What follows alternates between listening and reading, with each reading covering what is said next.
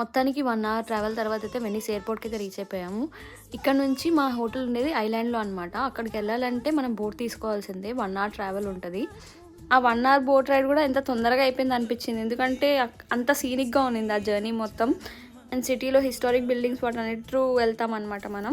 So మంచిగా అనిపిస్తుంది మనకి ఎక్స్పీరియన్స్. వాటర్ మధ్యలో బిల్డింగ్స్ ఎలా కట్టారు అలా చాలా వింతగా కూడా అనిపిస్తుంది, కొత్తగా అనిపిస్తుంది యాక్చువల్లీ. ఇక్కడ చాలా మూవీస్ కూడా షూట్ చేశారు. ప్రభాస్ది మూవీ ఉంటుంది కదా రాఘవేంద్ర, దాంట్లో ఒక సాంగ్ ఉంటుంది నీ స్టైలే నాకు ఇష్టం. ఆ సాంగ్ మొత్తం వెనీస్లోనే షూట్ చేశారనమాట. మొత్తానికి మెయిన్ ఐలాండ్ అయితే రీచ్ అయిపోయాము. రీచ్ అయిన వెంటనే అందరికీ బాగా ఆకలిస్తుంది, ఎందుకంటే నైట్ అంతా జర్నీ చేసాము. పొద్దున్న నుంచి ఆల్మోస్ట్ 11:30 అయిపోయింది అప్పటికి. ఫ్రెష్ అయ్యాక ప్రాపర్ ఇటాలియన్ ఫుడ్ తిందామని చెప్పి ఇప్పుడైతే మేము టేక్ అవే తీసుకున్నాము. నా ఫేస్ చూస్తే అర్థమైపోతుంది అక్కడ ఓకే ఉన్నది ఫుడ్, బట్ పర్లేదు, కడుపు అయితే నిండింది మాకు. నెక్స్ట్ షాట్లో మేము స్టే చేసిన ప్లేస్ చూపిస్తాను. Okay guys, see you, bye.